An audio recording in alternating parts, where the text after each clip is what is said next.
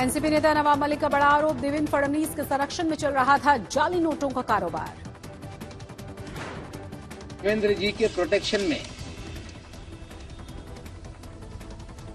जाली नोट का खेल इस महाराष्ट्र में चल रहा था। नवाब मलिक का आरोप, जाली नोटों के मामलों की जानबूझकर कर रही एनआईए को जांच नहीं सौंपी गई।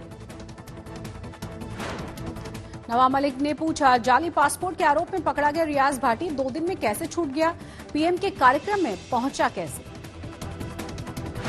नवाब मलिक ने कहा, फडणवीस और वानखेड़े हैं एक दूसरे के करीबी, मामले को भटकाने की कर रहे हैं कोशिश। हाइड्रोजन बॉम्ब पटाखा भी नहीं चला सके, खुद की सरकार पर फूट गया हाइड्रोजन बॉम्ब। राम कदम उभरते अल्पसंख्यक नेताओं की मुश्किलें बढ़ा रहे हैं। शिलार हर पार्टी के नेता के साथ रियाज भाटी की तस्वीरें हैं। नवाब मलिक के आरोपों पर बीजेपी का पलटवार, हाइड्रोजन बॉम्ब का दावा करने वाला छोटा पटाखा भी नहीं चला सके। बीजेपी नेता राम कदम ने कहा, खुद की सरकार पर फूट गया है हाइड्रोजन बॉम्ब। मंत्री नवाब मलिक पर भड़के बीजेपी नेता आशीष शेलार, कहा, अल्पसंख्यकों के उभरते नेताओं की बढ़ा रही हैं मुश्किलें। दोनों पक्षों की तरफ से जारी की गई हैं तस्वीरें, नेताओं के साथ दिखाई दे रहा है रियाज भाटी।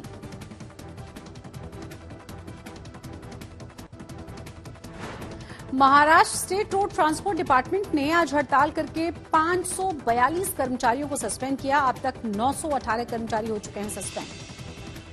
मुंबई में 24 घंटे में आए कोरोना के 347 नए मामले, 3 की मौत।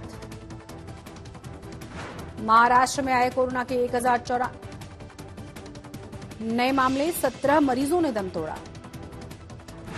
मुंबई ने बनाया है 1.5 करोड़ वैक्सीन लगाने का रिकॉर्ड। शहर की 99% आबादी को लग चुकी है 1 डोज। मुंबई में छठ पूजा की रौनक, पूर्वांचल के लोगों ने कुर्ला घाट पर अर्घ्य दिया। एनएसई के टॉप ऑफिशियल्स को सेबी ने भेजा है नोटिस। 24 फरवरी को तकनीकी गड़बड़ी के चलते ट्रेडिंग रुकने की वजह से भेजा गया है कारण बताओ नोटिस। अगले हफ्ते सरकारी बैंकों के प्रमुखों के साथ वित्त मंत्री निर्मला सीतारमण की बैठक होगी। इकोनॉमी को दुरुस्त करने के लिए होगी ये बैठक। अंतर्राष्ट्रीय बाजार में 3 महीने के उच्चतम स्तर पर पहुंचा है सोना। रुपए में मजबूती की वजह से घरेलू बाजार में कीमतों पर ज्यादा असर नहीं। अपने नए ई कॉमर्स कारोबार और एयर इंडिया को खरीदने के लिए एसेट्स की बिक्री करेगा टाटा सन्स। देश और विदेशों में बेची जाएंगी संपत्तियां। गाड़ियों की बिक्री के लिहाज से इस बार 10 साल में सबसे फीका रहा है फेस्टिव सीजन। दिल्ली, गुजरात और पंजाब में 15 से 22% की कारों की बिक्री कम रही।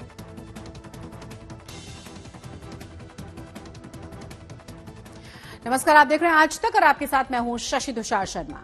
महाराष्ट्र के कैबिनेट मंत्री और एनसीबी नेता नवाब मलिक ने आज फिर आरोपों के तीर छोड़े। उनके निशाने पर थे नेता विपक्ष और पूर्व मुख्यमंत्री देवेंद्र फडणवीस। मलिक ने आरोप फडणवीस पर अपनी सरकार में नोटों की जालसाजी, उगाही और क्रिमिनल बैकग्राउंड के लोगों को गवर्नमेंट बोर्ड में नियुक्त करने के लगाए हैं। जवाब में बीजेपी ने कहा है कि नवाब मलिक जिन आरोपों को हाइड्रोजन बॉम्ब बता रहे थे वो फुलझड़ी भी नहीं निकले।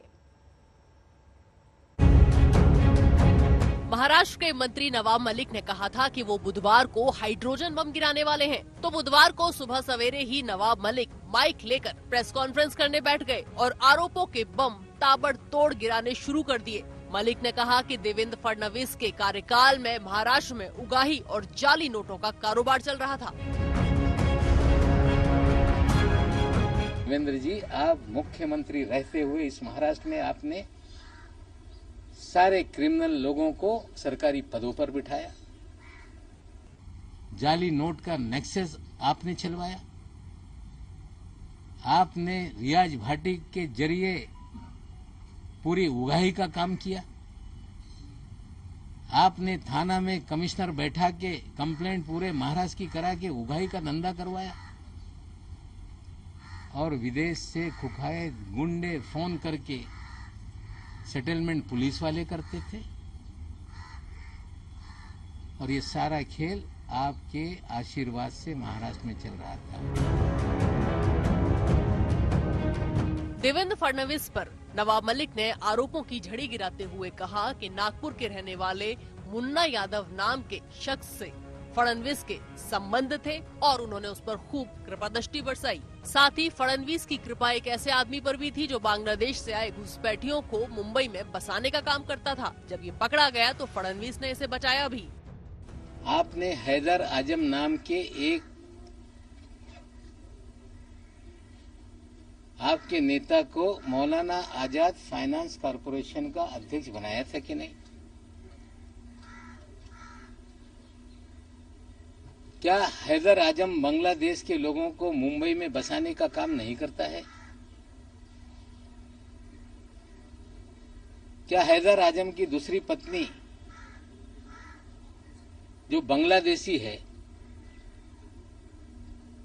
जिसकी जांच मलाड पुलिस स्टेशन ने शुरू की, 24 परगना पुलिस थाने में कागज भेजे गए, बंगाल पुलिस ने भेजा कि ये जो भी बर्थ सर्टिफिकेट है, जो भी कागजात है, ये फर्जी है। पर मलाड पुलिस स्टेशन जब मुकदमा दर्ज कर रही थी तो मुख्यमंत्री के कार्यालय से फोन करके आपने वो मामला दबाने का काम किया कि नहीं? नवाब मलिक ने सीधे सीधे देवेंद्र फडणवीस पर जाली नोटों के कारोबार को प्रोटेक्शन देने का आरोप भी लगाया। सबसे गंभीर आरोप मैं लगा रहा हूं देवेंद्र जी आप पे कि जब 8 नवंबर 2016 को नोटबंदी हुई, मोदी जी ने कहा कि नोटबंदी इसलिए किया जा रहा है, आतंकवाद खत्म होगा, काला धन खत्म होगा। और एक बात मोदी जी ने कही थी कि बड़े पैमाने पे जाली नोट है, उसे खत्म करने के लिए हम नोटबंदी का काम कर रहे हैं। जब नोटबंदी हो गई पूरे देश में जाली नोट, चाहे पंजाब हो, 2000 के 500 के जाली नोट पकड़े जाने लगे, मध्य प्रदेश में जाली नोट पकड़े जाने लगे, तमिलनाडु में जाली नोट पकड़े जाने लगे। लेकिन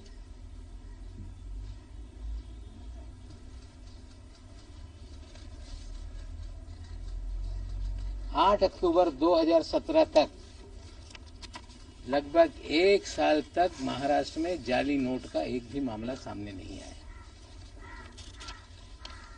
क्योंकि देवेंद्र जी के प्रोटेक्शन में जाली नोट का खेल इस महाराष्ट्र में चल रहा था।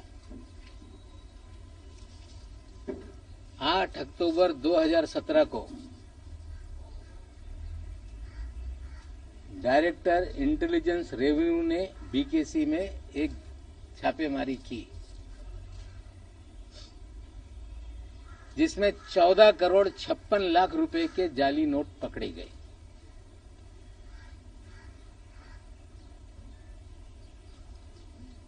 और उस मामले को रफा दफा करने के लिए देवेंद्र जी ने उसमें मदद करने का काम किया।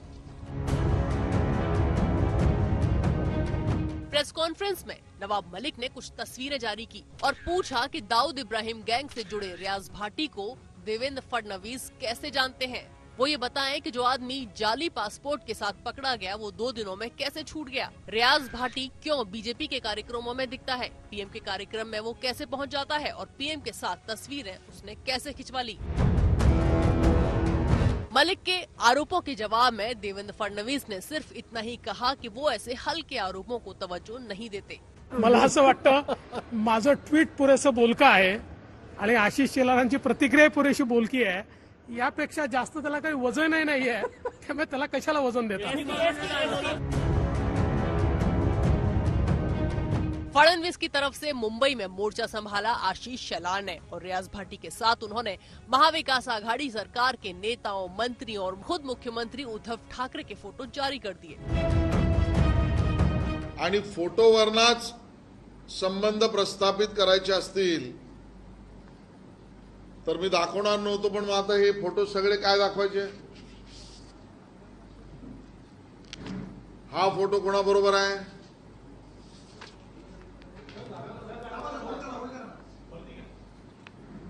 हा फोटो कोणाबरोबर आहे? हा फोटो कोणाबरोबर आहे? त्या पलीकडे हा रियाज भाटीचा फोटो कोणाबरोबर आहे? हा रियाज भाटीचा फोटो कोणाबरोबर आहे?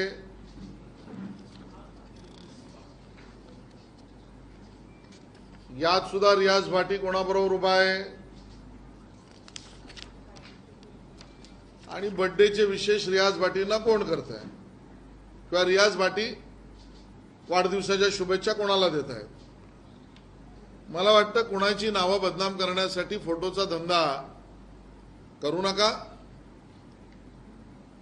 तुम्ही एक बोट दाखवाल, 4 बोट तुमच्याकडे येतील आणि त्यामुळे माननीय देवेंद्र फडणवीसजींचा रियाज भाटीशी काही संबंध, संपर्क आणि विषय असण्याचं कारणच नाही.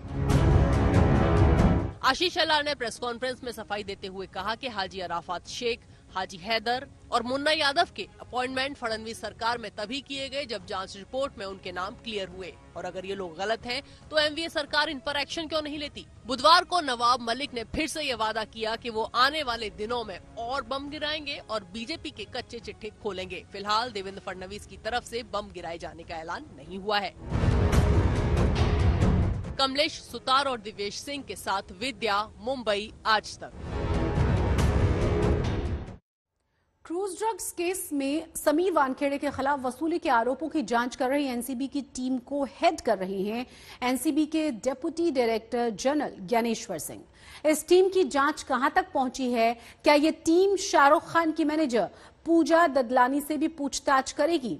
इन्हीं सभी मुद्दों पर ज्ञानेश्वर सिंह से बात की है हमारे संवाददाता सौरभ अख्तानिया ने. एनसीबी की विजिलेंस टीम एक बार फिर से मुंबई आई है. वो इस पूरे मामले में जांच कर रही है. एनसीबी की जो विजिलेंस टीम को जो हेड कर रहे हैं एनसीबी के सीनियर अधिकारी डीडीजी ज्ञानेश्वर सिंह हमारे साथ मौजूद है. सर, एक बार फिर से आप पूरा टीम के साथ मुंबई आए हैं. जांच चल रही है. प्रभाकर साइड जो कि इम्पोर्टेंट विटनेसेस जिसमें से लगातार पूछताछ हुई. सर, अभी तक की जांच में कुछ बताना चाहेंगे? क्या कुछ सामने आया? अभी तक की जांच में हम लोगों ने कुछ महत्वपूर्ण साक्ष्य इकट्ठे किए हैं. प्रभाकर सैन जो कि हमारे one of the most important witness हैं उनको हमने शामिल किया. उनके एफिडेविट पर ही ये जांच के आदेश हुए थे मुख्यालय द्वारा. तो उनके आने से अब बहुत सारी चीज़ें क्लियर हुई हैं और इस जांच की सही दिशा में हम आगे बढ़ रहे हैं. मैं अभी इतना ही कहना चाहूँगा. इसका आपके लोकेशंस पर भी गए थे, आपने जो है लोकेशंस पे जाके इंक्वायरी वगैरह की है, उसके बारे में क्या है? डेफिनेटली ये टीम ना ही सिर्फ गवाहों के स्टेटमेंट ले रही है बल्कि लोकेशंस पे जो भी अवेलेबल एविडेंस है उन पे काम कर रही है. बाकी एजेंसियों से भी हमने सहयोग लिया है. तो जो भी लीड्स हमें मिल रही हैं हम उन पर काम कर रहे हैं. उसी दौरान हम लोग कुछ स्पॉट विजिट किया था. सर, एक और शख्स इस पूरे मामले में सबसे अहम है, वो है केपी गोसावी. फिलहाल वो जुडिशियल कस्टडी में है. क्या उससे भी पूछताछ की जा सकती है? बिल्कुल की जा रही है. हम लोग प्रोसेस में हैं. मैं आपको बताना चाहूँगा कि केपी गोसावी जुडिशियल कस्टडी में जाने के बाद हम लोग माननीय न्यायालय को प्रार्थना पत्र दे रहे हैं और उनसे परमिशन मिलने के बाद हम उनका स्टेटमेंट रिकॉर्ड करेंगे. सर, इस मामले में अगर सबसे इम्पोर्टेंट कोई है वो है पूजा ददलानी और दूसरा है आर्यन खान. लेकिन पूजा ददलानी इसलिए क्योंकि शायद वो एक कंप्लेंट हो सकती है. क्या उसे समन्स दिया जाएगा? क्या उससे पूछताछ की जाएगी? इस बारे में कुछ कह सकते हैं? सभी गवाह जो हमारे इस जांच के लिए महत्वपूर्ण हैं हम सभी को शामिल करेंगे और जिनसे हमें जो साक्ष्य लेने हैं हम उनसे हासिल करेंगे ताकि जांच के निष्कर्ष पर पहुंचा जा सके. बहुत बहुत शुक्रिया से बात करेंगे.